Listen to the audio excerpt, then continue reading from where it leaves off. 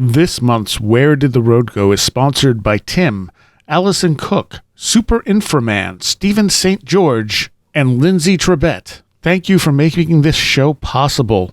And if you would like to help support the show, check out www.wheredidtheroadgo.com and click on the Patreon link. It's only $3 a month, and you get extra content all month long. Transmission start. Welcome to Where Did the Road Go? Join us as we wander off the path and explore lost history, consciousness, the paranormal, unexplained mysteries, alternative thought, and much more. We are present on the web at wheredidtheroadgo.com. Now here is your host, Soraya.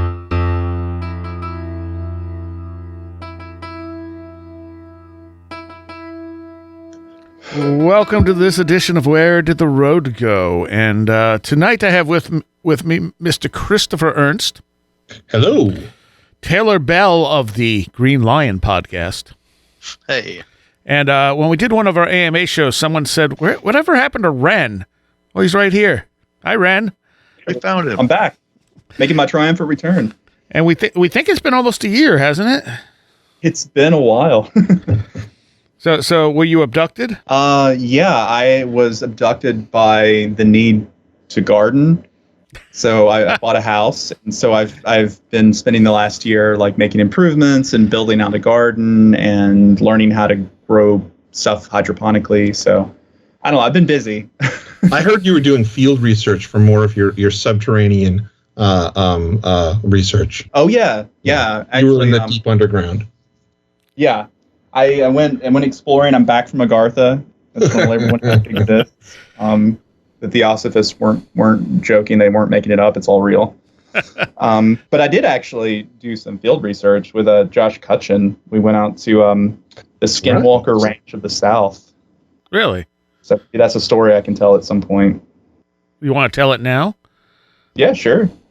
So Josh and myself read, or Josh keyed me in on it. It's a book called Meadow Project. It's a fun read. People should buy Trey's book and read it. It's good stuff. But when we were reading it, Josh was like, I think you know where this place is. Because, for various reasons, the author wants to keep the location of his, pet Skinwalker Ranch sort of secret. So there's not a bunch of other people going out there and stuff. So he obfuscates sort of the location, like little identifying things. But there's certain stuff that if you're from the area, you would know. And a couple things that you could probably Google and realize that the place he's talking about isn't where he says it is in the book. I'm not going to reveal the location. People can figure it's actually really not that hard to figure out if people just read the book and Google some stuff in it. So either way, it is very near where I grew up. It's actually in the same location that I saw the living geometry in the woods when I was a kid that I've talked about on the show. Oh, yeah, really? So when I figured out the location of where this place was and I talked to the author and he confirmed that I was right, that's what stuck out to me. It was like, well, I've seen stuff out here, so I know that there's something going on. So interesting. After the Strange Realities Conference in Nashville, Josh drove back from Nashville to Atlanta, and I rode with him. And we took a detour down to where I grew up and spent 2 days out in the quote-unquote meadow, or the Skinwalker Ranch of the South. And I'm sad to report that nothing really happened. Oh. So that's because you had Josh there. Yeah, I mean, maybe Josh paranormal bleach, but I mean, it was fun. We went out for 2 nights. The second night, my little brother came with us. We hung out until very, very late. We heard some weird noises, but I mean, it's the woods at night. There's always noises. It's we didn't see any light phenomena. Other than actually, there were a ton of glowworms. I'd never really seen glowworms before, even though I grew up in the South. So there were a ton of glowworms there. So it's kind of pretty. It was a nice full moon. It was really beautiful out there. But I did take some long recordings. I brought my Tascam recorder. I haven't really analyzed the recordings closely to see if there's anything interesting that pops up on it. at one point, we went out to the middle of a field, and I brought all my ritual equipment with me, and I did the headless rite in the field and under a full moon. And that was fun because I got to yell everything. And the place is very near like a campsite, a pretty popular campsite. So I do kind of wonder if anybody who was in their tent heard me bellowing barbarous names and got spooked. But You can only hope. yeah, I hope so. That would have really spooked somebody's night. But yeah, nothing really happened. And then we went out to. It's also near a really old graveyard that is like kind of in the middle of this wooded area that I knew, from growing up. So we went out there and actually did some spirit box stuff in that graveyard, which I think we actually got cooler stuff from. We had some good spirit box sessions, but it's a spirit box. It could just be random, could just be coincidence, the kind of stuff you get from it. But I think with spirit boxes, the most likely scenarios you're getting synchronistic stuff. Yeah, that's kind of what it felt like. In the graveyard, it did feel like we were getting some conversational kind of stuff going on the spirit box. Yeah. But mostly I went out there because I wanted to collect some grave dirt for my own nefarious purposes. So, but it was a good trip. It was fun. I mean, it was very creepy. Like the entire time, because it's a good like 30-minute drive up dirt roads to get to. Yeah. Kind of in the mountains. And so it's very spooky. I know when we were driving like through the woods, because we had to go really slowly because of deer, and also just it's like these little dirt roads. You can't really go very fast on them. And I kept expecting to see like, a light in the woods or something, but no such luck. So I'm just curious, and I think, you just said it. What was your expectation? And it sounds like it was to try to find something paranormal, right? Yeah, I mean, in the book, they described seeing UFOs out there. They described seeing like luminous entities like walking through the woods and stuff.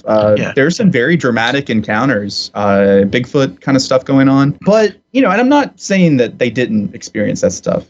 Who knows? I mean, I didn't, but I was only out there one time. But you did see that one thing once in the same area. I did see something in the same area, when I was a kid. So I don't doubt that there's weird stuff that goes on in that particular stretch of the world. But I probably weren't searching for it the time that you saw that. Exactly. Living geometry, right? Yeah. Exactly. So that's exactly it, Chris. And I don't know. I mean, who knows? But when you saw that, you weren't looking for something, presumably, and this time you were looking for something and you didn't see anything. That seems to be how it goes, like everywhere, no matter what. I mean, it's true, but I also when I talked to my dad about this place, because it was near a place that we went a lot as a kid, and he knew exactly where I was talking about. And he used to go deer hunting when I was really little. Like he'd go bow hunting, and he would leave really early, like 2 or 3 a.m. To set up his like tree stand. Yeah. And it was all in that area. And he was like, "Oh yeah, I know that place." And I was like, "Did you ever see anything weird up there ever?" And he's like, "No." He's like, "I spent years up there all the time, every weekend, and I never saw anything weird."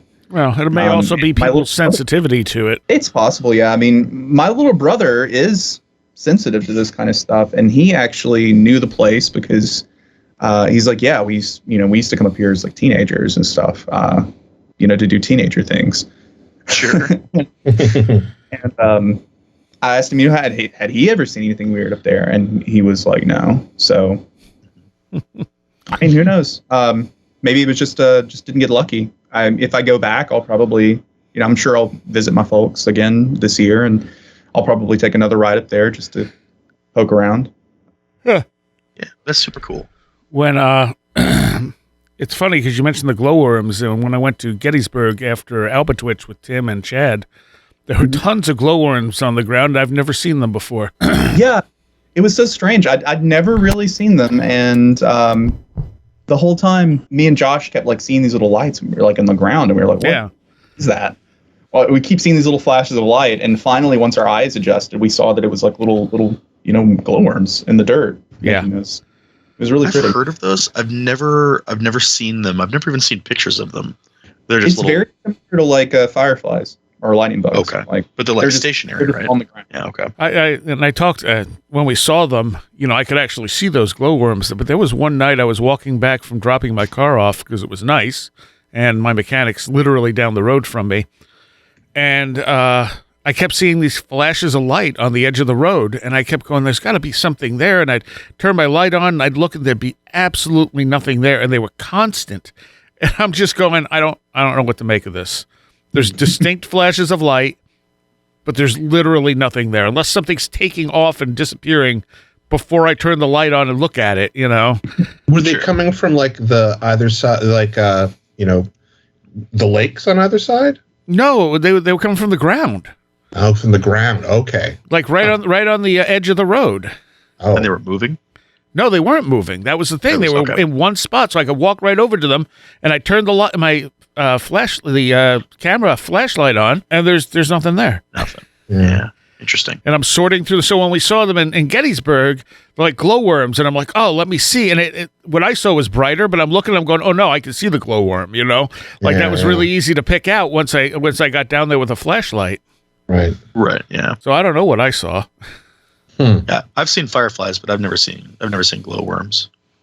Probably we just don't have them up here. Yeah, I don't think I've ever seen them in Minnesota. Yeah, I don't know about New York. So I don't know what their line is as far as how far north they go. There was something else. For glowworms. There was something else you said too that I was going to comment on. Now I don't remember what it was. I mean, as far as keeping sites secret, though, I mean that's understandable. That's why Tim doesn't tell people where Site 7 is. Because you don't want a million people going out there and ruining it. Or in some cases, they're not areas that 2 tons of people should be visiting. When we did do the Gettysburg thing, there were so many ghost hunters. I mean, they were literally just coming in packs. And of course, it's October as well. But I mean, we experienced stuff on that haunted bridge when there was no one else there, when it was just me, Tim, and Chad. A bunch of different things happened, but as soon as people showed up, it would just stop. Interesting. And they'd come in and they'd be super noisy, and they didn't just have spirit boxes, and I finally found out what they are because I saw other ghost hunters using them. They take a spirit box and they put some black lights in it, and then they put it in a box with some black lights and a reverb pedal. And you were mentioning that. Yeah, it's literally called a portal box, but all it's doing is it's a spirit box with some spooky lights and reverb. Oh, okay. So the reverb's on the spirit box, like audio feed itself. Right. That's cool. So if the word spirit box says, hello, it's like hello. Good. And I'm like, well, it definitely makes it sound creepy, but I'm not sure how that's helping you communicate, No. That's just making me think you could actually do some cool like industrial or drone stuff using a spirit box, like some stuff that's like lust moored, like really just have, or like Sun or something, just have like really droney stuff, but with the spirit box like kind of distorted in the background. It's gonna be my new industrial band. Yeah, jump on that before somebody else does. Right. So, I mentioned we did AMA shows, and we didn't actually finish all the AMA questions, I realized. Just this week, actually. I was kind of like, oh, there's still AMA questions. So, so one of them I kind of want to save for Josh, but that's going to be a bigger thing. So I'll mention it in a minute, and we can discuss it, and then, explore that further when Josh's book comes out. But from Avalon on Twitter, they said, can you talk about synchronicities? I love this as I've been having a lot of my own recently. And, I mean, there's so many directions to go with synchronicities, but I had posted something recently that maybe synchronicities are like the universe's ad algorithm. You mention something and you see it pop up constantly on your computer ads. Well, maybe that's what synchronicities are. You mention something and then suddenly the universe is like, what? Okay, yeah, sure. Interesting. Yeah, they're pretty weird. I mean, I've experienced stuff like that, and it's it's one of those things where you're sort of like in disbelief when stuff like that is happening, and it just kind of makes you feel like this weird dissociation from whatever's going on. Like, really? Because I mean, there's like coincidences happen. Sure. Surely, right? Yeah, but absolutely. Sometimes there are things that line up that are just so remarkable, and especially over like long periods of time. Yeah. That yeah, it's like, what is this? What is happening here? And I've talked about this before, but I think there are like small synchronicities where there's kind of like fun. Oh, it just keeps popping up, but it doesn't mean anything. Versus the ones that actually have a really strong impact on you, which is kind of what Jung was talking about when he called them synchronicities. Right. So, I mean, I've had fun synchronicities before where they mean absolutely nothing, but this thing has popped up 18 times in like 2 days, and it's not something I ever even thought of before. Right, yeah. And there's nothing meaningful per se about it. It's just kind of like, okay, what's that? Why is that happening? This again. Yeah. I'm trying to think of one, but I can't remember any off the top of my head. Yeah, I feel like for me, synchronicities have always been like the bookends to particularly emotional, turbulent times in my life.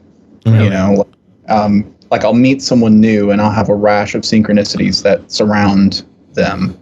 And I end up, either becoming like involved with them, friends or like enemies or something. Like they're sort of, I've always felt like they're a bit like the ripples in the water, if that makes sense. Yeah. Maybe a little esoteric, but like they're the I've said this about magic too. Like when you're doing magic and you start to have synchronicities happening around whatever working you're doing, that's sort of like your clue that something's happening, that Right. something's changed in the matrix. Yep. I've definitely had that. And it's been very, I think it's I've had both, both these sort of, both when my will is being used actively and then sort of when I'm kind of flowing with the wind. But I think those are two good examples of the meaningful types of coincidences, Ren, because I think it oftentimes falls into one of the two. Either you're doing something actively and this is like a sign, or not even a sign. It's like it would be like a meta effect or something, or ripple effect, or the somehow the spill off of that active will. And then other times, I mean, again, I think it's the same type of relationship where you are making some connection with whatever you want to call it, a morphogenetic field, or, the spirit world, or something like that, or a supervening, part of the subtle plane. I think you're getting the feedback almost, there's like, It's like an echo response. Yeah, that's an interesting way to put it, because it seems to be almost like consequential or like, like just a consequence or an effect of other things that are going on. And weirdly enough, sometimes those things can lead to other interesting or significant events, or put you in the right place at the right time for something, but it's just so weird. But equally, they can lead absolutely nowhere too. Right. Sure. And maybe that's because we create part of our reality. So, like sometimes we're creating the synchronicities and they're not actually going anywhere. It's just kind of a circle. And other times those synchronicities are being controlled from something outside of us, or something deeper in us that's trying to lead us somewhere. I think you have to hold on to them loosely and not let yourself get too obsessed with them, because you risk being, like in folklore, when a way to keep a vampire from entering your house is you drop a bunch of rice on the ground and they have to count obsessively every single grain of rice. Where does that folklore come from? I think it's like Slavic. Yeah. No, it's a thing. For sure. I know, but I'm wondering why that's a thing. Like who? Well, it relates to other similar things in like fairy folklore. Yeah, it's very much a fairy folklore thing. Yeah, because isn't that? I mean, and the idea of tricking. It's somehow this preoccupation or tricking of the entity. And an obligation. I mean, I know like a real quick example is like Trotterhead in Pennsylvania German folk practices or folk traditions, that the idea is that you command Trotterhead to count all the fence posts, and that way it doesn't like disturb your dreams or disturb you or whatever the case is. Yeah. It's a very similar motif. There's something too about this idea that these, which goes along, I think, with many different examples throughout history of human beings interacting with spirits or whatever they want to call them, is this idea that there's something that the spirit is compelled or bound outside of free will. You know what I mean? Right. In the same way that people, would refer to working with angels or demons. There's these certain laws that do not apply to humans that they can be compelled with. Mm-hmm. I didn't mean to interrupt you, Ren. I just that struck me as like I wanted to know where that comes from, why that was a thing. Yeah.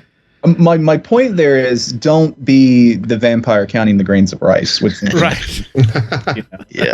Sometimes it's okay to just ignore them, or I tend to only pay really close attention. I tend to just if I have one in my daily life, I'll just note it. I'll say, okay, I recognize that, but I don't obsess over it, and I typically don't pay that much attention unless it revolves around some particular magical working I'm doing, or something that has some significance to something I've got on the oven. Yeah. Yeah. Yep. Yeah, because so I know that there are some people that are doing, active experiments on how to, like Stephanie Quick had been talking about this recently. I think it was actually what her presentation, one of the last presentations she did, was on this idea of actively pursuing or different methodologies of running after or chasing the synchronicities. And I don't know if I don't think there were any results that she had to pronounce from that, but it's something that she and some other people are, and I think other folks in general, Hellier, for example, right. The idea of pursuing the synchronicities. I think it's worthwhile to think about that, as long as you keep in mind exactly what Ren is saying. Don't you have to choose which ones, or have some selection method somehow. Yeah, be selective in some way. Yeah. And I think Hellier got a lot of people interested in that idea. Oh, definitely. Yeah. And also just, remember that at the end of the day, even if there's some massive synchronicity or coincidence or, magical effect or anything like that, sometimes, most of the time, daily life stuff matters way more, right? Sometimes you can get really carried away with some of that stuff, get really, really sucked into it, I guess. Right. Right. That's why it's for your brain plants. Yeah. I was thinking about it today, actually, in that I recently found out that my great-great-grandfather, who I was not familiar with, this side and lineage of my family, was born on my birthday in the city that I now currently live, which is something that, after 40-something years of being on this earth, I had no idea. And that kind of, I don't know if I call that a synchronicity. I don't know if I call that a coincidence either. I mean, I think that the fact that I am now living in this, city that I never thought I necessarily would be, I had no particular plans to be here. But I'm here, and then you find something else like that when you're researching your genealogy. I think there's some significance to that I can personally ponder, but I don't know if I'm going to get any, hard result out of that, besides any, ancestor work I might want to do. Mm. True. And another thing too, don't doubt the ability to lathe of heaven yourself some synchronicities too. Right. Right. When I was talking to, I love Nathan Isaacs from Pennyroyal. He's such a fun guy to talk to. But I remember when I was talking to him, and he was kind of explaining all of these connections that all go back to this area in Kentucky. Yeah. I had to ask him. I was like, have you stopped to consider that not that you're creating this as in you're just making connections when they aren't there, but that you're literally creating, you're literally shaping the world around you. Sure. Right. Magic. Yeah. To make all stuff happen. Absolutely. What did he say? Oh, he's yeah, dude, it's possible. Okay. I guess I've gotten that kind of vibe from some of Pennyroyal. That could be a possibility. Well, that was kind of the point of my talk at Strange Realities a little bit, was that don't doubt your own ability to create your own sort of meta narratives on a magical level, because it goes back to that thing that Alan Greenfield told me about Jim Moseley prank calling the sheriff to say that there was a UFO over the dam, and the next day seeing in the news how a bunch of people had seen a UFO over the dam. Right. Yep. Right. Yeah. People, I think, underestimate sometimes their ability to to manipulate reality, perhaps without even realizing it. Oh, absolutely. Absolutely, yeah. And there was something about that I was just going to say too, and I immediately lost it. So good job, brain. Something about creating our own reality. Well, it's kind of counterproductive to the way that we generally look at things. Yes. Oh, yeah. Well, also, I wonder too, and I've used this example before, if it's like our higher self is playing sort of a game and we're the game, and it can't directly tell us what to do. Sure. So it has to do that through dreams, synchronicities, things like that. Be like, okay, I got to guide my character here to go this way, but how do I do it? Oh, he's not listening. Okay. There's a sort of model that I was thinking about the other day based on some of the stuff that I was reading from these sort of obscure saints from different parts of northern India. And this is coming from essentially a Vedantic background, but this idea that that the human being is we are a vessel, that we are like the chrysalis by which the inner journey is manifested. So like we're just kind of and maybe all of physical reality being this byproduct of a greater underlying reality, and equally as much of a part of it, but that like the function is that we are ourselves doorways, and this goes into sort of the idea of this particular guy from this northern Pune who was talking about chakras, and he was explaining it as these functional centers that allow access to the inner journey. And he was, explaining that, or sort of describing the human body or human consciousness in general as a doorway to, in this case, the true reality, because this is coming from a Mayavic background, this idea that, this is some sort of illusion. But it was interesting. I was thinking how that could be, pivoted into a really great horror film, body horror film of, the human vessel as the doorway, to another dimension. Yeah, it's very the beyond. Exactly. Yeah. Yeah. And with not enough naked Barbara Crampton. Sorry, that's my burgeoning sexuality, I think, was very much impacted by that movie. I saw it very early. I saw it when I was like 9. Nice. Okay, so Dulcella from the Discord had asked, discuss the relationship between death and the paranormal. And that's why I say, like, Josh will probably have quite a lot to say about this once his book is published. But until then, what do you guys think as far as that goes? That's an interesting question.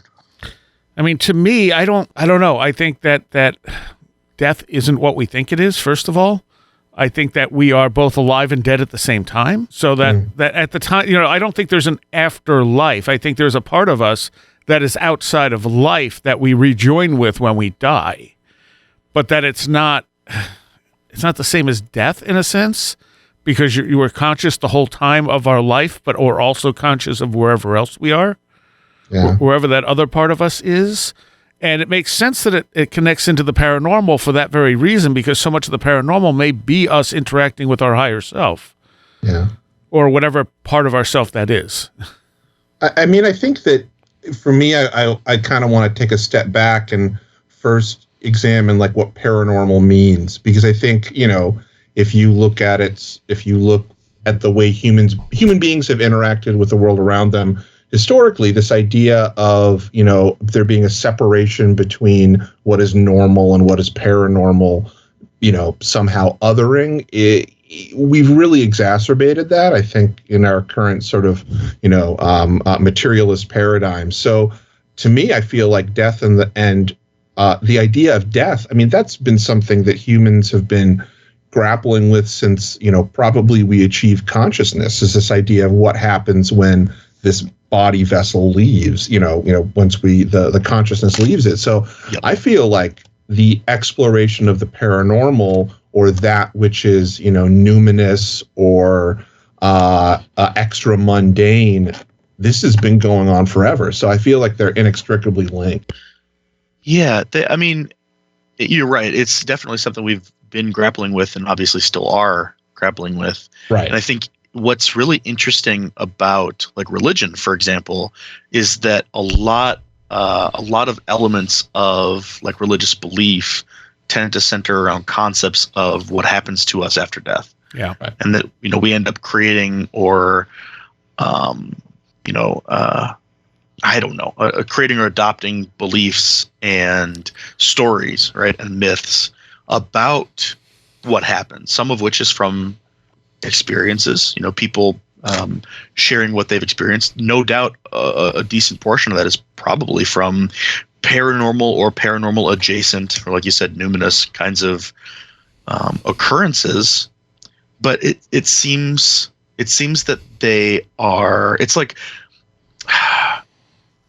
they fuel each other in a weird way. Our curiosity and even fear about death fuels our experiences of the numinous. Yeah. And that, influences our understanding of death. I like that.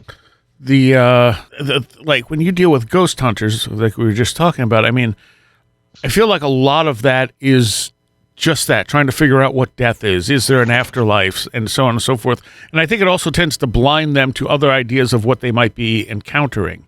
Yep. Because they want to be encountering a person who has passed on. Yeah. There's a lot of assumptions. Yes. baked into, Oh yeah. Especially ghost hunting. But I don't know if y'all are familiar with. I had seen some ghost hunting in Middle Eastern countries, and there was a few different people doing this, and they were very similar videos. Yeah. And a lot of it was sort of like running around these abandoned buildings, being afraid of, the sort of like darkness or this kind of ominous or atmospheric presence, and like the whole time reciting prayers.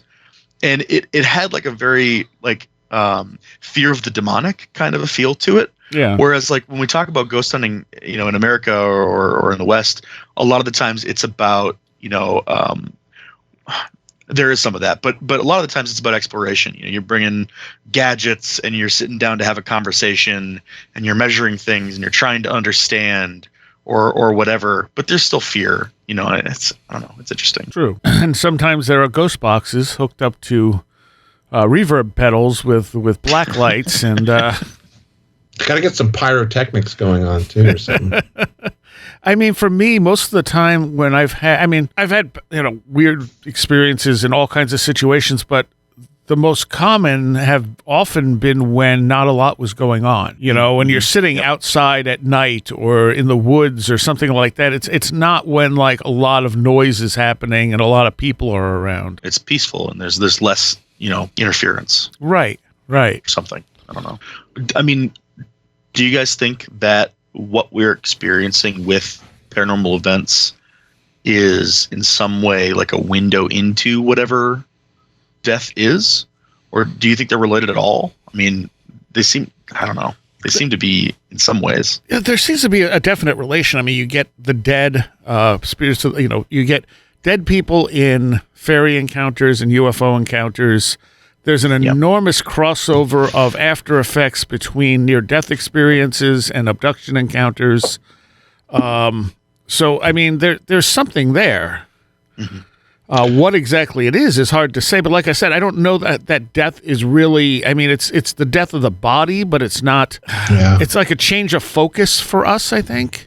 I mean, in the non-Judeo-Christian religions that focus on reincarnation, it's the idea that there are these whole other worlds that these spirit worlds that exist, of which some are the worlds where our consciousness exists in between our physical lives, but then also there are these vast worlds and cities that are the hierarchy of spirits.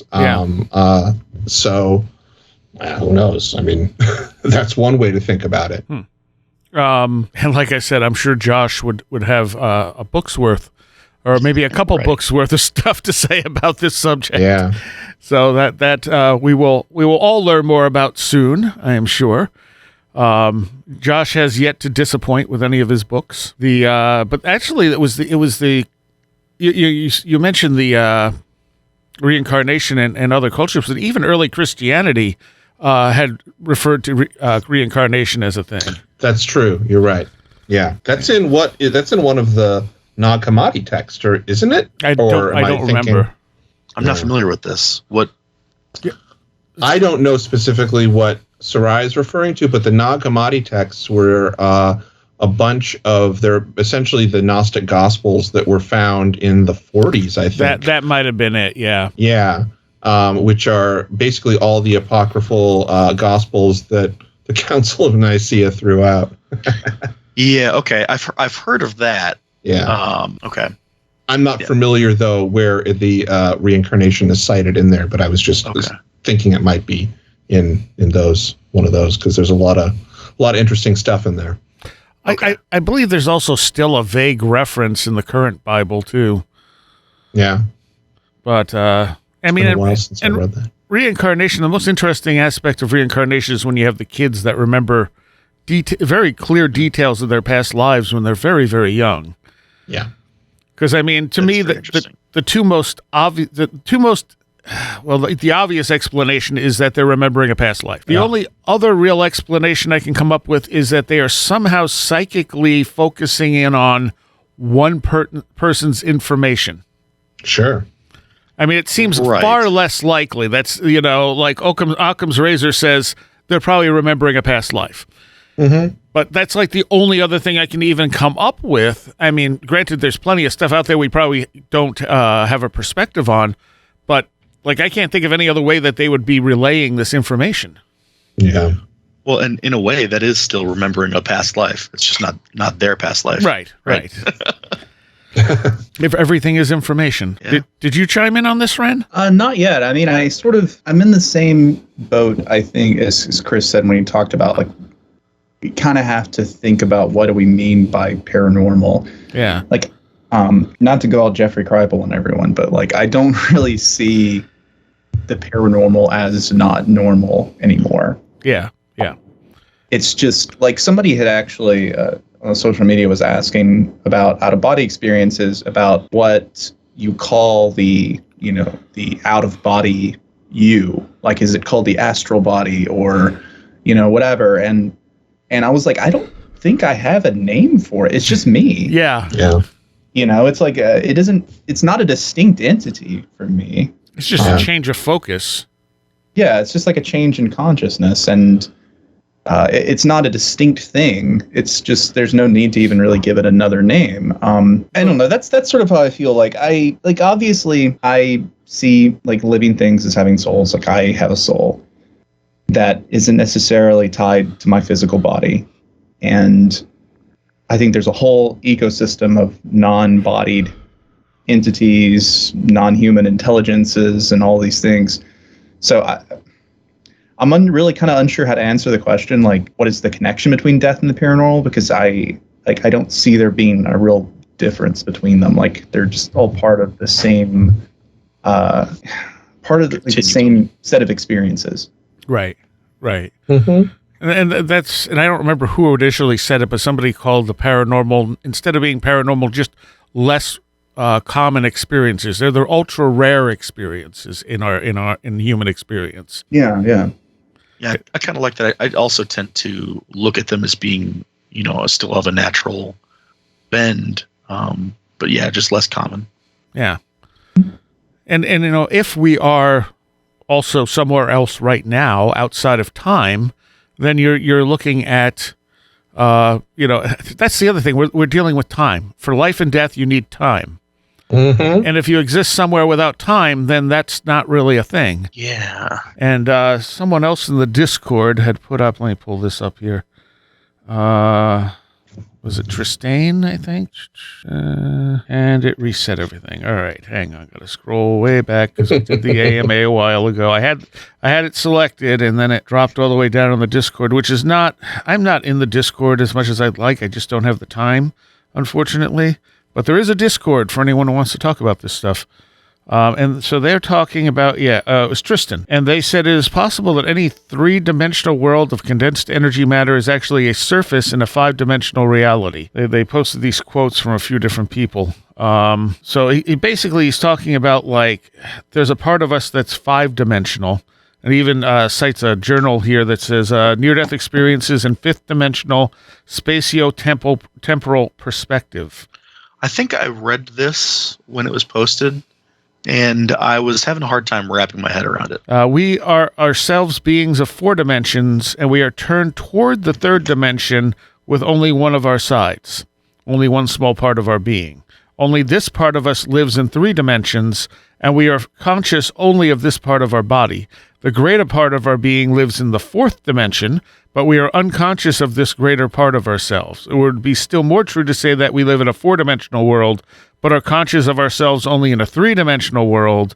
This means that we live in one kind of condition, but imagine ourselves to be in another. I kind of get, I think that I don't remember what the quotes were from, but I mean, it's the sort of flatland, analogy that can be made. But I think, what they're saying is that what if we are, in fact, the substance that makes that our consciousness, the totality of our consciousness actually exists both like in the 2D world and the 3D world and the 4D world, but we're only aware of one sort of perspective. We're only conscious of that one aspect of our totality. Like, it's like we can't see our ass. Right. I'm sorry. Right. Can I say that on You can. the radio? Okay, I can say ass on the radio. Yeah. Like, hey, yeah, you can never see your own butt, which is the most crude and unthoughtful analogy that I think a person could possibly make. But I think that's kind of what it's getting at.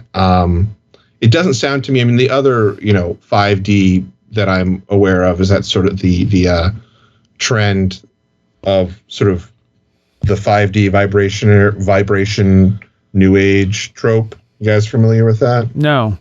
I've heard of that, but I don't know anything about it. I mean, it's this sort of it's something that you see in, I guess I would call it like the not conspirituality, but more like the precursor new age alien intersection of maybe like the aughts, where there was a lot of talk about how we were, that idea of like us vibrating at lower frequencies and how we have to raise our vibrations, man. Okay. And that we're going to raise our vibrations from, the three dimensions we live in to 5D. I mean, it's not something that I know beyond seeing it in my perusal of the world of the weird. Well, I mean, the vague concept is I guess sound, Yeah, it is. I mean, it's been co-opted in that sort of, we're going to sell you supplements way, that so many other things have been. But yeah, I mean, I think again, there's a veracity to the kernel of the concept there. Yeah, and it frankly, I mean, maybe this is just me making too many connections. I think it's similar to the, what I was talking about previously, this idea that you find in, Eastern religions, Vedantic religion, particularly, where you have these, other worlds that are part of the totality of reality that, we interact with, that have their own ecosystems and, beings and stuff like that. But we somehow exist both in the physical and in that other world. But It's a place we only experience when we, quote unquote, die, as we call it now. Yeah. Yeah. Because the majority of our attention is focused here, or at least it's splintered off, and this is all we're aware of. Right. Yeah. There was this one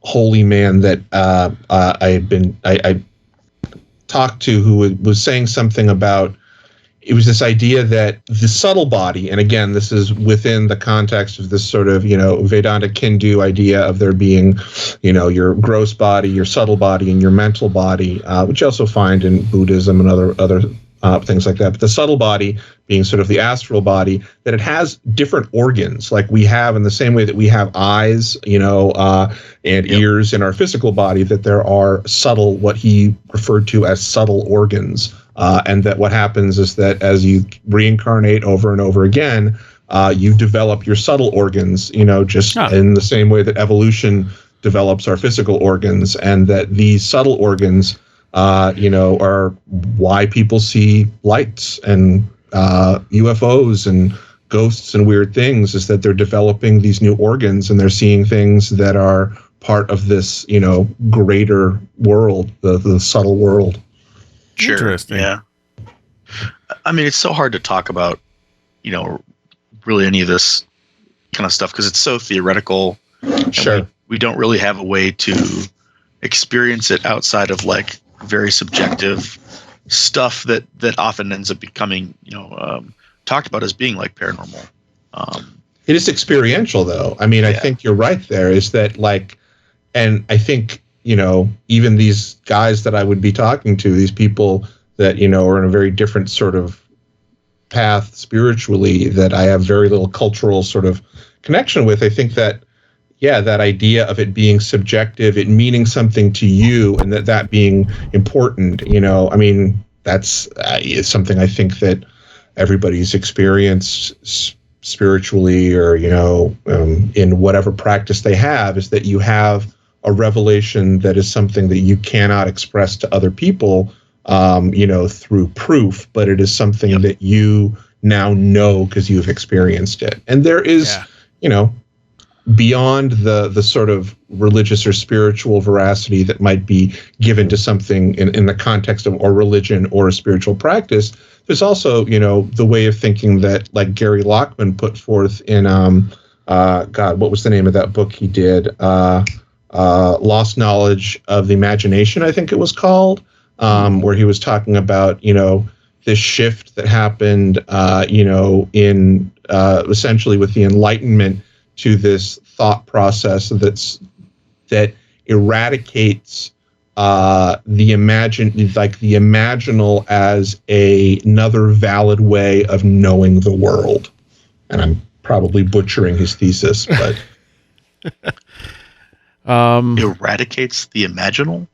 Yeah, like this idea that, and I'm again trying to remember because it's been a while since I've read it, that, people, and he uses some examples of different poets and, writers from, the Enlightenment forward, that there was a different way of thinking about the world that included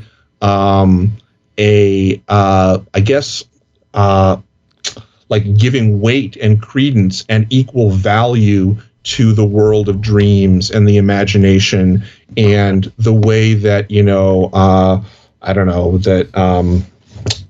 Coleridge would describe, through poetry, would describe the world. This is a different way of seeing it, but it's not like, oh, he's just using, metaphor to describe something. Like, this is the world that is being seen. If that makes some sense.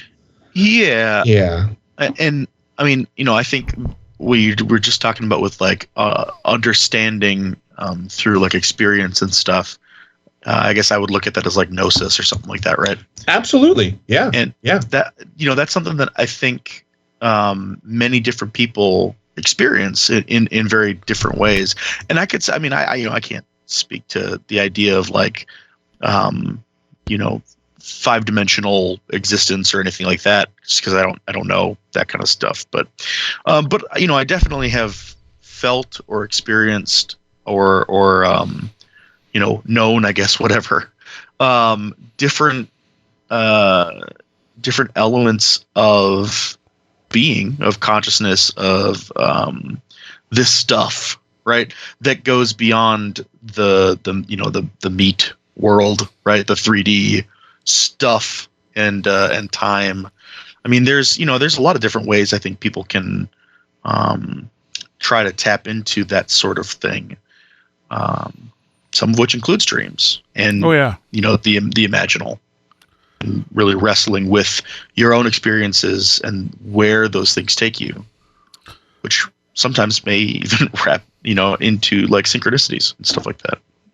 one of the things that happened to me a year or so ago is in dream states, I would start to be shown how to create multidimensional sigils that went beyond 3 dimensions. Obviously, when I woke up, I couldn't actually do it. Right. But it would still kind of be in my head for a while, and I was like, that's really fascinating. And like, what, how do I do that in any form in a 3-dimensional world? Which you can't. Yeah. Right. So it's like, what is the point of showing me this, other than the fact that it's neat? Right. Yeah. Yeah. And in this 3-dimensional world, so it's so hard to talk about dimensions, right? Because who knows, and who knows even what that really means. Yeah, I think that word is kind of like the word quantum. Yes, sure. I think it's safe to say, there are definitely, like, we can talk about 3 spatial dimensions that we can measure and look at, and yada yada yada. I am personally a proponent of the idea of a quote unquote 4th dimension being basically time. That 3-dimensional matter moves through time, and that can sort of be seen as an extra dimension. Beyond that, you lost me. I don't know. I experience things in time.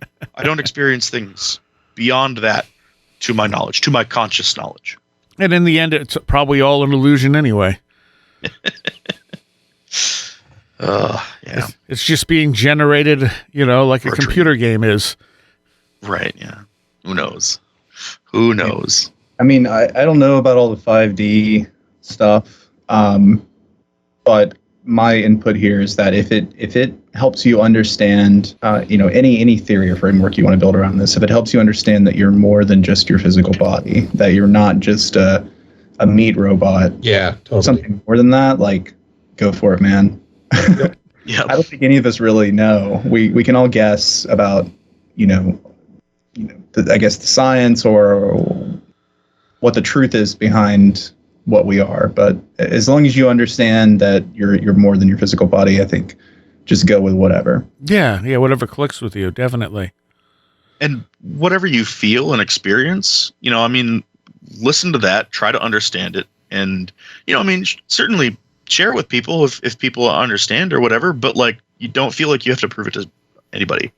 Yeah, you don't have to answer to anybody. Like, if it resonates with you, if it helps you understand your existence and the world around you better, then it's like fine. You don't have any reason to have to prove that to anybody. Yeah, and I think that that's one of the important things, or the things that is worthwhile to note about the increasing interest, I think, in whatever you want to call it, magic, the paranormal, the weird, is that it is prompting, at least a lot of Western minds, to think about the fact that they aren't, just like you said, they're not meat robots. Yeah. And plus, too, I actually said this a while back, but resist the urge as much as you can to try to prove, like, whatever you believe is, like, real to skeptics. Yeah. Oh, yeah. And not just because, like, that's just a waste of your energy and time, but also, like, in the context of, say, like, financial astrology, if other people don't believe it works, but it works, then that's alpha. Like, that's an edge over other people. So It's a loss, right? It's good. If they don't believe in that, then you have an edge over them. So True. So someone else had asked, and this was just emailed to me, but they said, what would our inner monologue be like if we didn't know a language? I love this question. That's a great one. I have so many thoughts about this. You want to start, Taylor? I don't know. Does anybody else want to start? Well, and that's the thing. Our inner monologue generally is language because we have a language. So if we didn't, it would be in whatever we communicated in, I would think, which would probably be symbols and imagery of some sorts. I gently disagree with the idea that our inner monologue is in a language. From my experience, and I've thought a lot about this, and I don't have any answers, but I have experimented with this a number of different ways. Our inner monologue, to me, seems to be without language. It seems to be in the form of thoughts, emotions, images, feelings, ideas, whole ideas, that what we then do is take those ideas and process it consciously over time using words in our heads. And we don't always do that. But we do when we're sitting down and thinking to ourselves, or if we have, sometimes we have like certain thoughts that happen or whatever, they will happen. They will become words, but at the root of them, there is something else. There is something else there that transcends words. I agree with you, Taylor. I think that's very true. And I think that's has something a little bit to do with this idea of intuition, and a little bit to do with, kind of what I was referring to before that Gary Lockman was talking about in Lost Knowledge of the Imagination, is that sort of big picture, way of intuitively grasping an idea or a concept is something that can be exercised and, I guess, strengthened by allowing oneself to partake more in their imagination, if that makes any sense. Yeah, I think so. And I think that, I think you're right. I think it does have to do with intuition and what we are doing when we're thinking. And I don't mean when we're spelling out thoughts in our in a verbal way, even in our heads. What I mean is like when we are thinking, when we are generating ideas before language, we are tapping into that intuition. We are feeling out the kind of gut reaction. There's something there that I think is partially an inherent part of being like a physical incarnate being, a human. Talking about meat space a little bit ago, but I think it is tied in intricately with consciousness, and that those two things then play together to create these ideas. And because we process things through language, because we're raised to process things through language, we then take it and convert it into language so we can understand it and so we can say it out loud and translate it.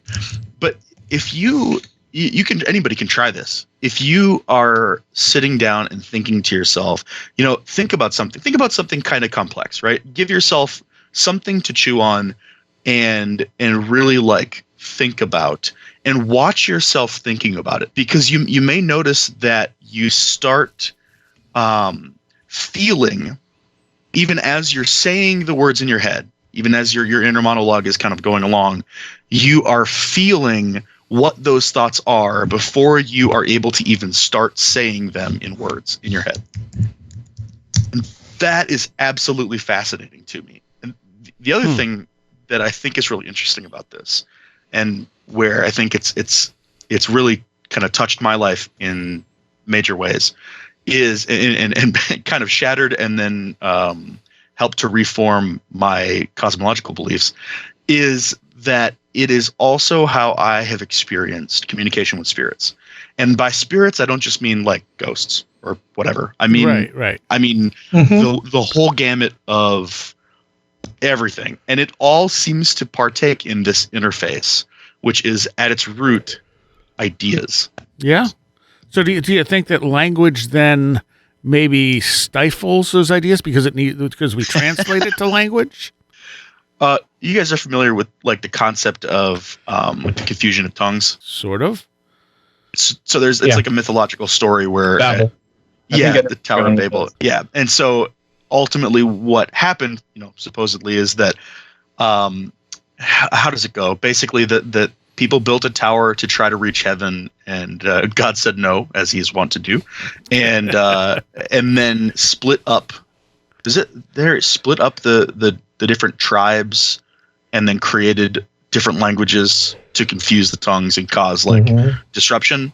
I think that essentially is an allegory for the creation of verbal language, and that before that we didn't necessarily need to have. It wasn't that there was one language; it was that there was no language. Interesting. Yeah. It reminds me, and I don't know if I'm going too far off, but I don't know if anybody has read SSOT BME by Ramsey Dukes. No. Okay, it's a really great book for anybody that is interested in magic and, maybe has read like Psychonaut, Peter Carroll, Liber Null or something like that, or has any interest sort of, I guess, in more recent magical practice. Ramsey Dukes is great. What's his real name? I totally forget. You probably know, Ren. Ramsey Dukes. Yeah, I don't know. No, just because you can search for it if you want. Like he does YouTube stuff now, and you can find anyway. This is one of his early books, and he created this really interesting matrix in it, where this is something visual that I'm describing here. But if you look, there are PDFs everywhere that he would have no problem with you finding online of SSOTBME. This is an acronym by Ramsey Dukes. It's an essay on magic.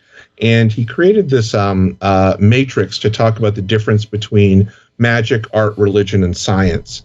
And basically on the left and right quadrants, there is feeling and thinking. And on the upper and bottom quadrants is intuition and sensation.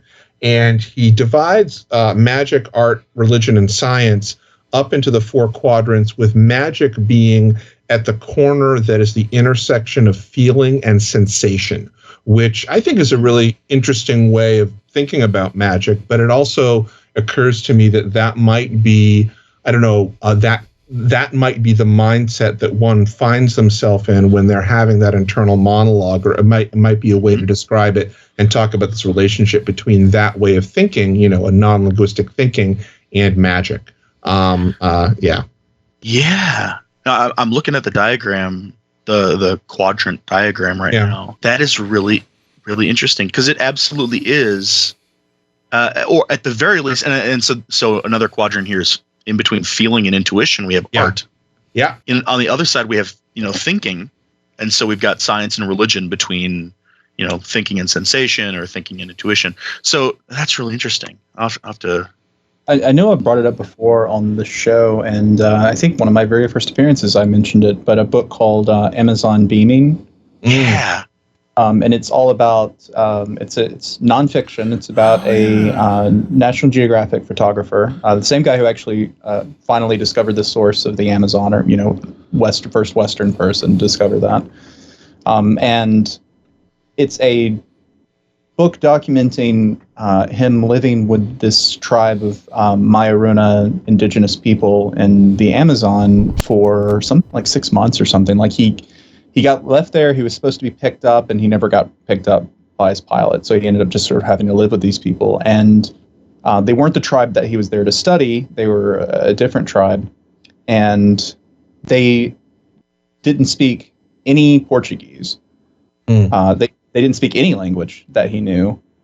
So he had no way to communicate with them whatsoever, other than just, non-verbally. And he describes this phenomena that happens when he's kind of sitting near the head shaman of this tribe. He starts having these like telepathic conversations with the shaman. But it's really interesting the way he describes the telepathy. He's like, it's not like I heard words in my head. It's like I felt like the emotions that I would feel if I had heard those words. Yeah. Understanding, but without language. And he has many of these conversations, and he kind of thinks, am I going insane? But, maybe this is just my imagination because I'm so desperate just to communicate with someone. But then later, the tribe links up with some other people who are also part of the tribe who are like away for some reason. And one of those guys actually knows a little Portuguese, so he's able to communicate with him.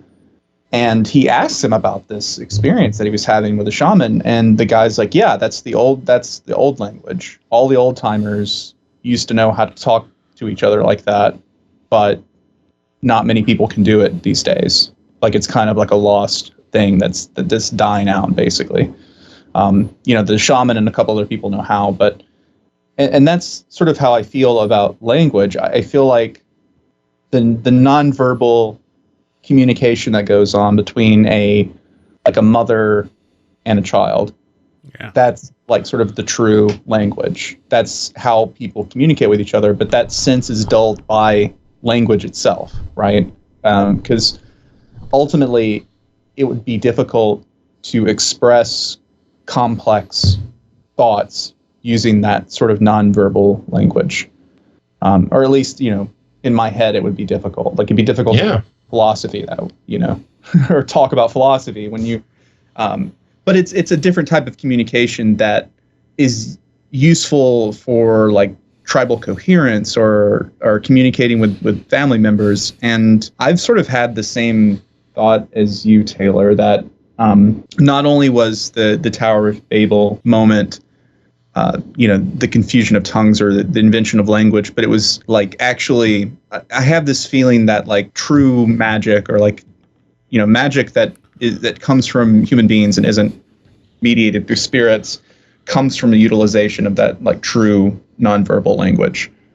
And that the Tower of Babel moment was the ability to use that taken from human beings, like stripped from us. Yeah, and it's so interesting how like the word becomes such a key concept in magical, and especially like hermetic thought, like the logos and stuff like that. Because it is like, I guess it brings up the question of like, what is the word? But that's a whole different thing.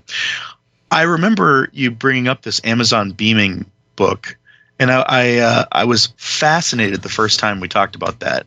And I've shared that story with a couple people. A quick summary. I haven't read the book, but based on what you described, and some of the responses I've gotten from folks, especially folks who are like, not super spiritual or whatever, like magically inclined or whatever, is that like, oh, perhaps it was, just like body language, and that the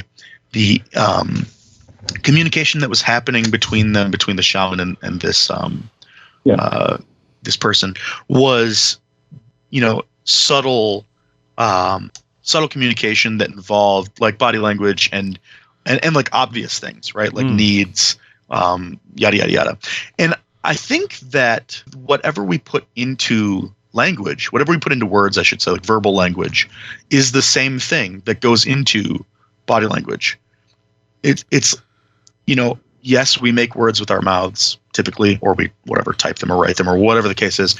They're verbal and like literal, but body language is still communication, and it still has that intention and idea behind it. I think that your example of the like mother and like a newborn baby, that's a really profound example of that, because there's no way that a baby understands verbal language, especially at that age, but there is understanding there, for a lot of different things, and there's like there's memory there, and there's whatever. I think the important thing to remember too is that like I don't discount the possibility that it is partly body language, and there's a lot of subtle things. I mean, pheromones, smells, subtle body movements, and things like that we pick up on and don't necessarily consciously realize that go into language. But I think one important aspect is that this type of communication doesn't seem to have a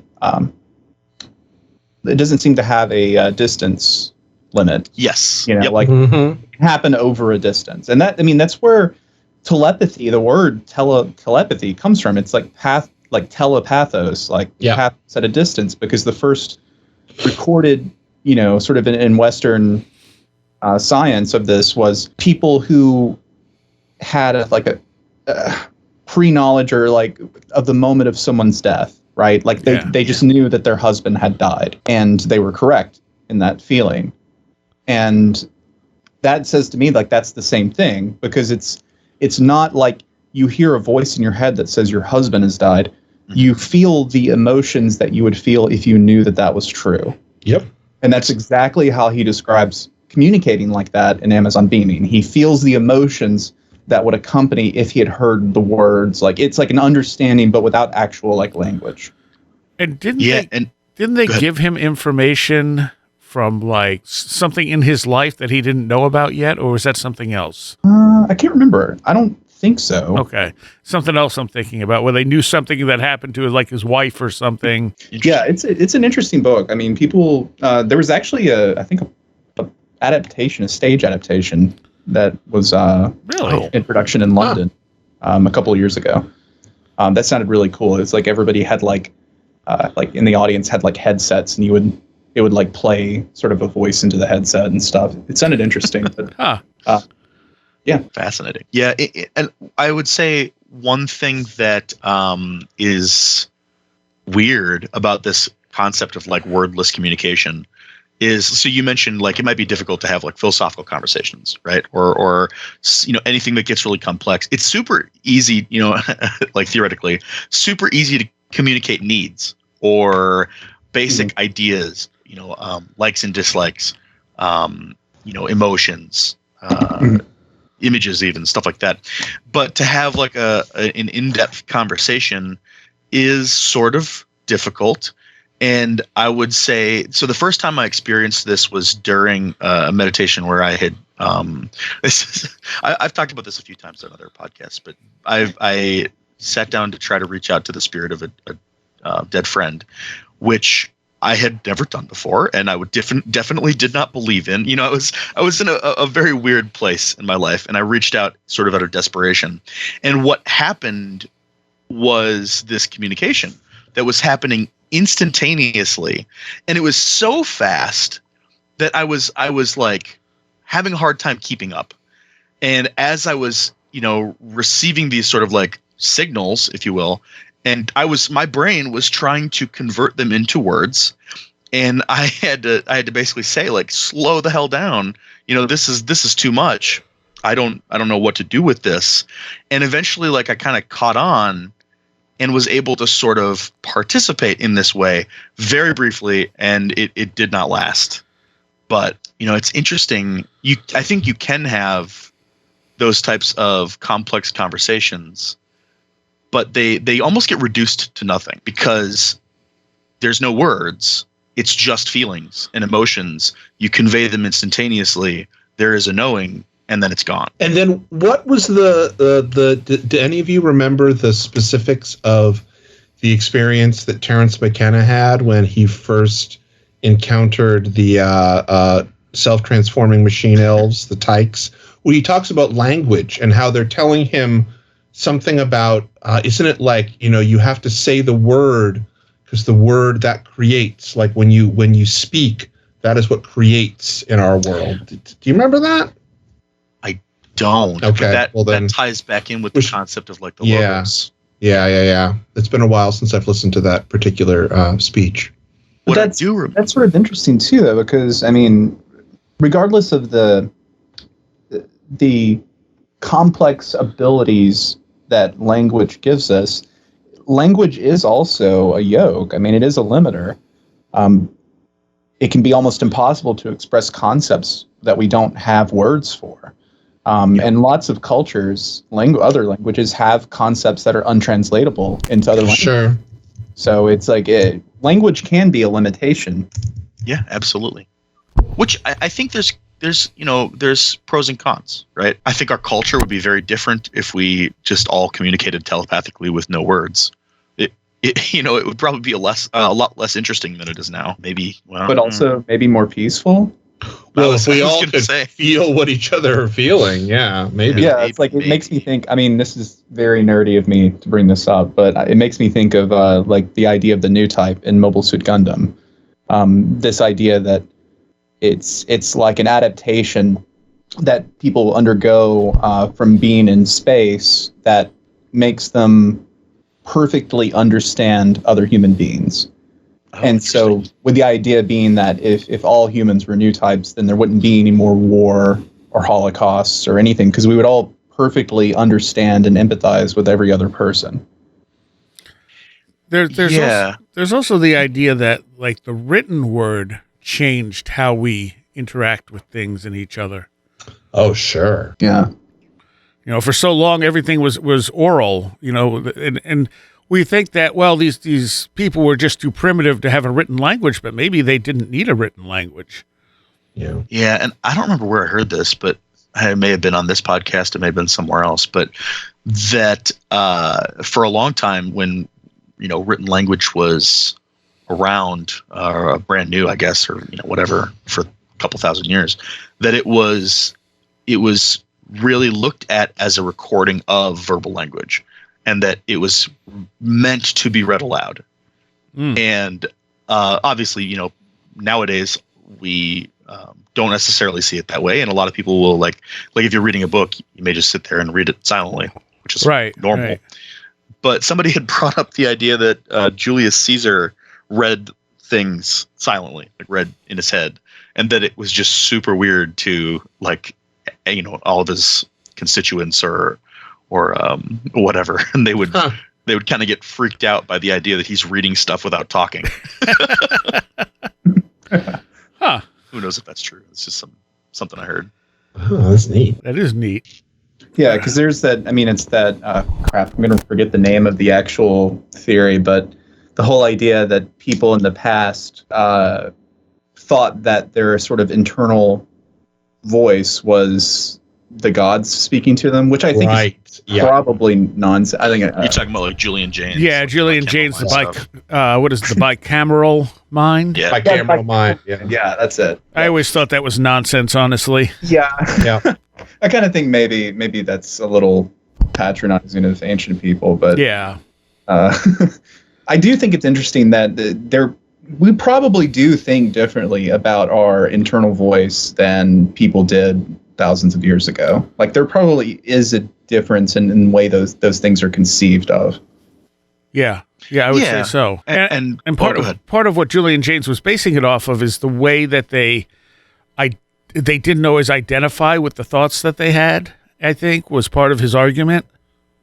Yeah, gotcha. I remember part of it had to do with like the way that stuff was written. Yeah. At that point, it's including I think the Iliad was an example. Yes, it was. Who knows? I think it's really hard to tell. That's like something that Grant Morrison brings up in his Disinfo conference talk about that most of us aren't comfortable with the idea that we're made up. We're all composite organisms or composite minds, right? Like you don't have like a single personality. Right. That there are multiple people living inside of you, even if it's not something that is as something that is pronounced as someone who has dissociative identity disorder. But the fact is, like, we have different voices we use for different groups of people. I talk to you guys differently than I talk to my little brother. Sure.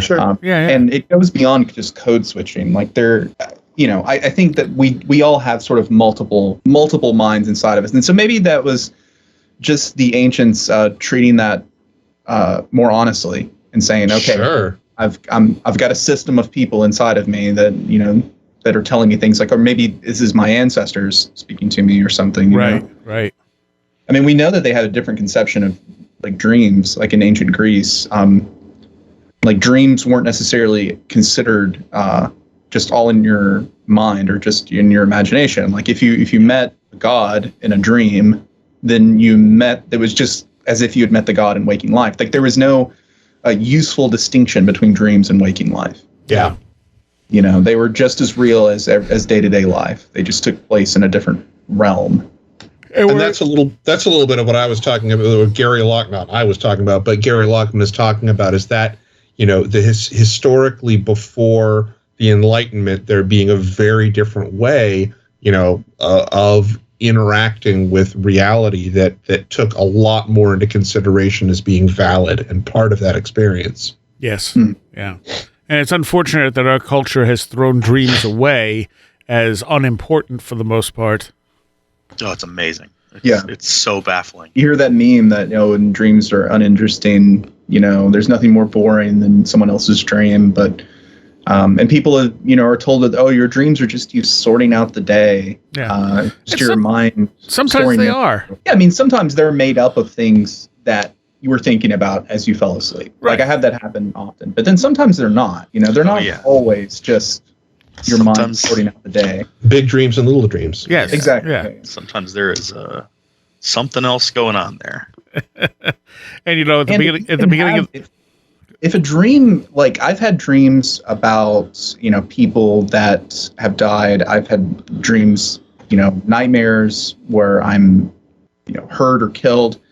And I wake up and I'm like bothered by it for weeks, or feel super depressed when I wake up. And it's like, if a dream can cause you trauma like that, like mental anguish, is it useful to think of them being as not real or separate from reality? Because they can affect you just like reality can. Absolutely. Yeah, absolutely they can. In a similar vein, but slightly different direction, dreams can also, I've heard stories of people, like, for instance, learning how to ride a bike in a dream, where it like clicks in a dream and they wake up and suddenly they can, they can do it. Or, working through other things, especially things related to like trauma even, where there's resolution that happens that only can happen in a dream. Yeah. I've heard that with like martial artists, like MMA fighters who train in their dreams. Like they'll do training in a dream. And like I don't know if it's ever been closely studied. I do know that I recently was reading a medical paper about the power of visualization in bodybuilding. Yeah. And in particular, like I think there was one group, control group that did nothing, one group that just lifted weights, and another group that just imagined themselves lifting weights.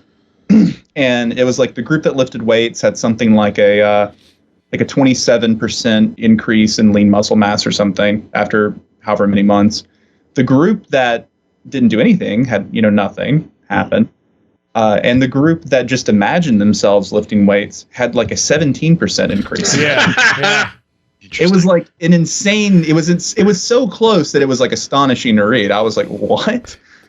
It was like almost just as good just to imagine yourself doing it. And like, it's hard for me to even, as someone who's like into magic and stuff, it's even hard for me to be like, yeah, okay, that makes sense, because that's wild. I'm just gonna sit back and eat this cheesesteak and imagine myself. Just imagine yourself doing squats. I mean, I think there's a certain technique to it. Like they talked about, like they had to train them on how to do the visualizations and stuff. So there's probably like a bit of a technique to it. But I'm like also sort of like, I mean, that sort of makes sense.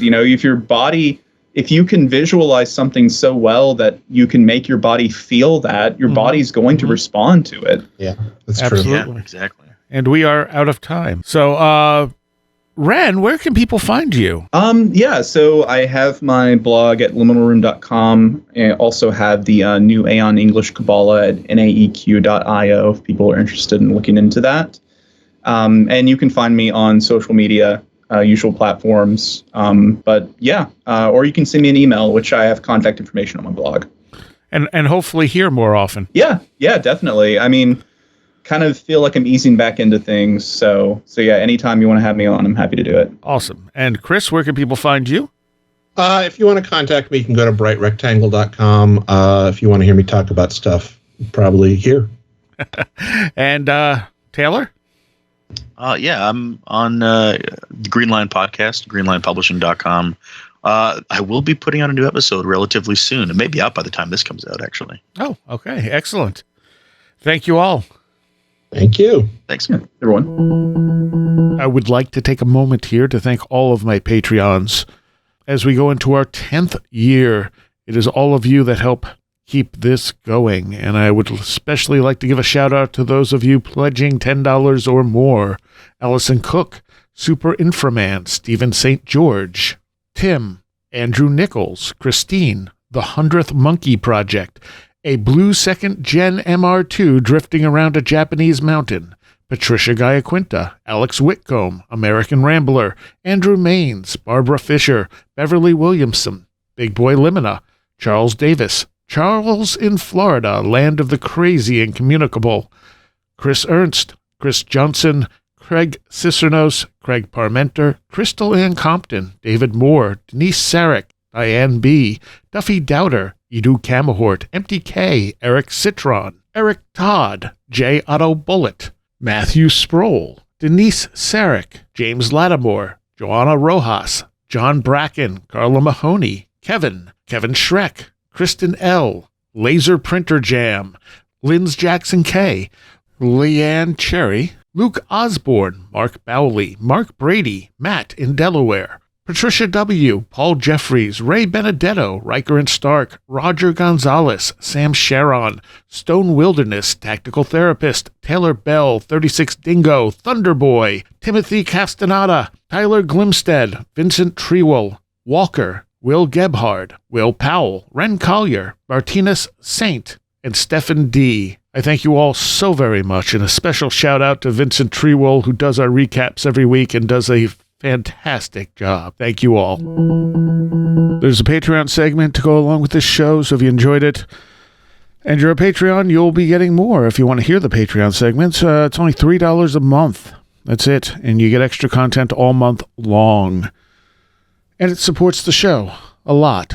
So help out if you can. Of course, rate and review us positively, I hope, wherever you listen to podcasts.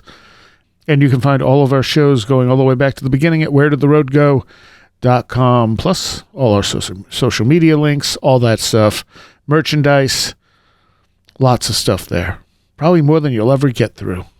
I'll see you next time. You have been listening to Where Did the Road Go? This show is made possible in part from our Patreons, and we thank you and everyone listening for helping us continue this exploration of the strange. You can always find everything Where Did the Road Go related at www.wheredidtheroadgo.com. And thank you so much for your support.